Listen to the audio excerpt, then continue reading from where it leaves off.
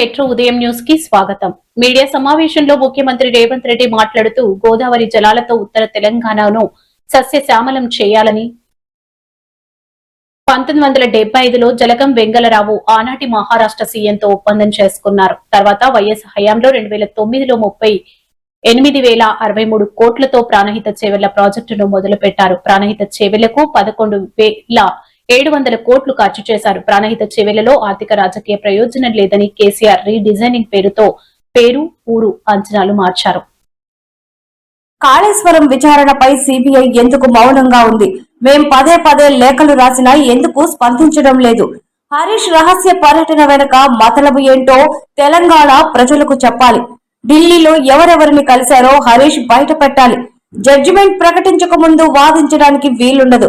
మరి న్యాయవాదులను కలవడానికి వెళ్లాల్సిన అవసరం ఏముంది?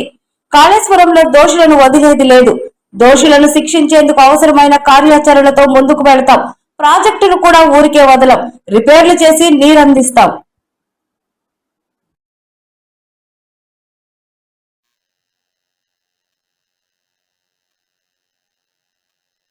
గౌరవ IT and industries minister Sridhar Babu గారు, గౌరవ రెవెన్యూ మినిస్టర్ పొంగులేటి గారు, గౌరవ మైనింగ్ మినిస్టర్ వివేక్ గారు, మరి మీ అందరం కలిసి ఒక 10 నిమిషాల లోపు మీకు ఈరోజు మా విజిట్ పర్పస్ ఏంటిది, మరి అదేవిధంగా ఈ యొక్క బ్యారేజెస్ విషయం కూడా బ్రీఫ్గా మాట్లాడతాము.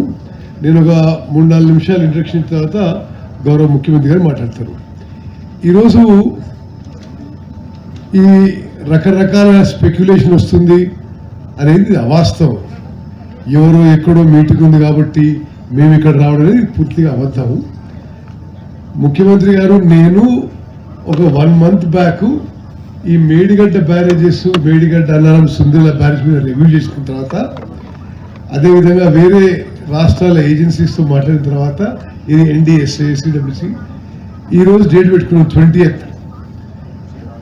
20th April ఫీల్డ్ జరుగుతున్న విషయాలు